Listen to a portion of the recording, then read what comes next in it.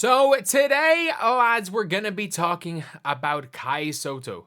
And if you're wondering what year it's in, this is the year of 2024. This is not 2018 where Kai Sotto was like 5-star recruit, expected to be a guaranteed lock.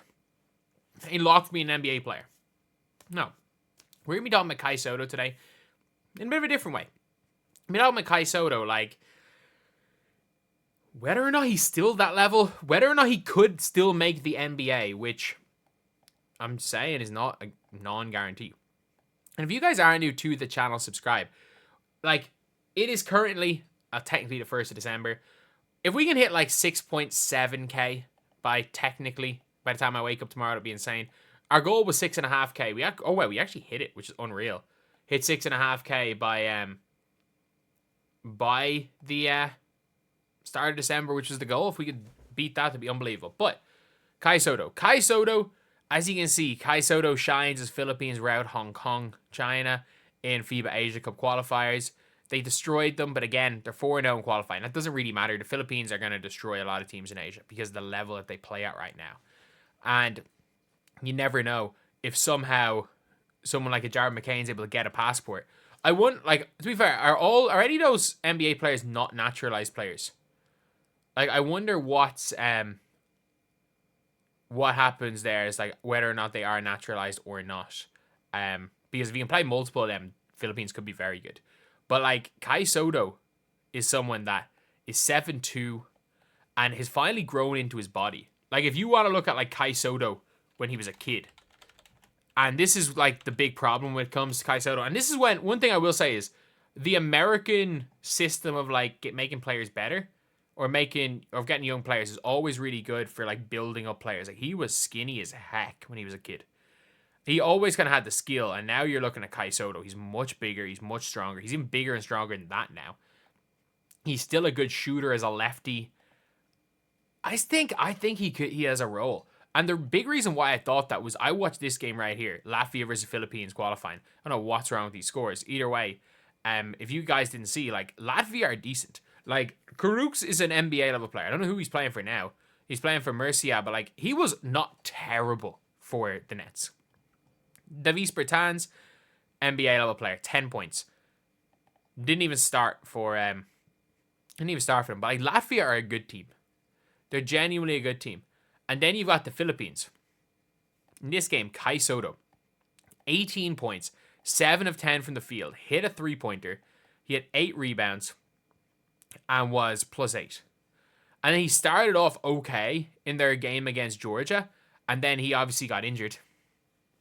Didn't play the rest of the tournament, and they were in with a shout of qualifying for the Olympics. Was it likely? No, but they nearly beat Brazil. And Brazil ended up qualifying, but they were in with a shout. Especially if they managed to win that game against Brazil. If he was healthy for that game, he's more than a 10% swing. And again, he does a little bit of everything. Like, 8 boards, he had a block, he's long, he's coordinated, he's stronger. And even Justin Brownlee says Kai Sotto is good enough to play in the NBA after career night versus New Zealand. Like, 7'3", young big man, had a career high 19 points, laced with 10 rebounds, 7 assists to steal, get their maiden victory over the Tall Blacks as they preserve their immaculate record. It's like they beat New Zealand. New Zealand is not an easy team to beat, even without their NBA players. They're never going to be an easy team to beat at all. And Brownlee says, man, I've been saying it, I feel he's good enough to play in the NBA.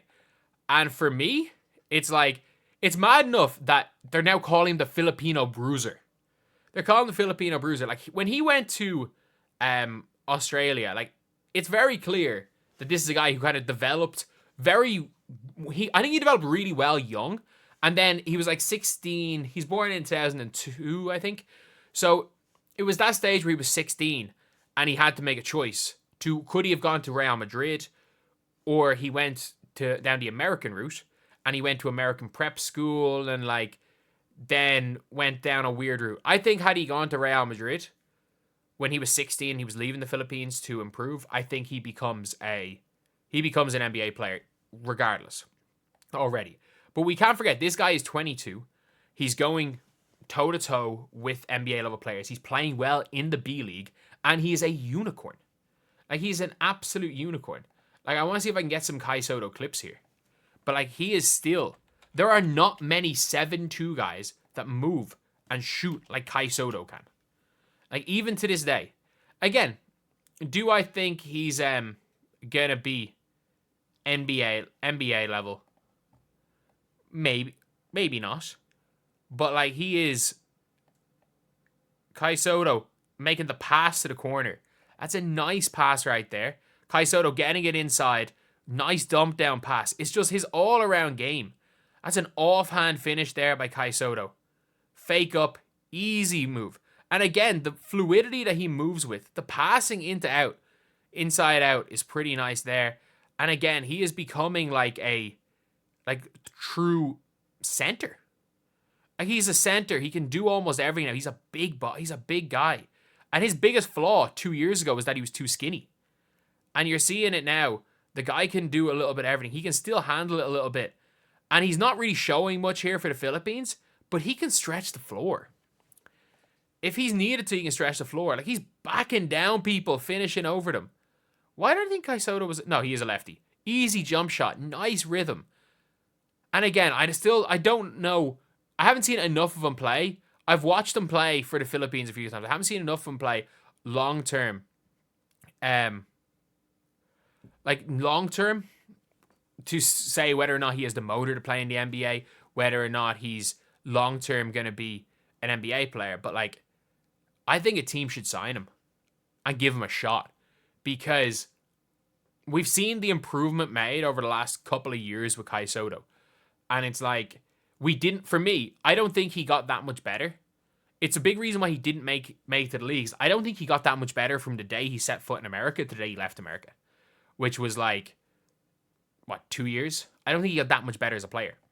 And you're now looking at a guy, he's not the skinny Filipino kid that was just, oh, this guy could be the real deal. He is a bruiser who can pass, he can handle a bit. He's still got some of those guard skills if needed. He's not this unicorn, he's not the next Porzingis.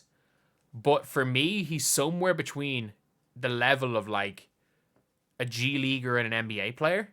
And I think he deserves a shot. I genuinely think that he deserves a shot because, look, for nothing else than for people thinking that Bronny James would bring fanfare to the NBA, if Kai Sotto made a roster and was going to play an NBA game, I'm telling you for a fact, he would pull in more viewers than Bronny. Albeit, like, it's a little bit different having viewers in the Philippines than viewers in America, but I would be shocked if you had if Kai Sotto actually made a team and was an actual NBA player, he would be a bigger draw. He would be one of the biggest draws in the NBA. He would be. It would be like when Yi Jianlian made the team, made it, and everyone was watching Milwaukee Bucks games in China. There are no crazier basketball fans than fans from the Philippines. And this is like the first time really ever that there's a player that grew up in the Philippines, that came up through the Philippines basketball system, not like someone of Filipino heritage like Jalen Green or like Jordan Clarkson. Not a player like that who is an American, who's like Filipino American. Kai Sotto legitimately could be the first Filipino player, like not Filipino player, but like the first like real player to grow up through the Philippines and make it. Because I think he's super. Anytime I've watched him play for the Philippines, he's super. And I don't think he is that far off. If he is off, he's not that far off. And I think it's probably a good thing in hindsight that he ended up not really playing for Ignite, because I don't think he was ready. For me, watching Sotto was not ready to come into the NBA at 18. Sotto was not ready to play in the NBA 18 months ago.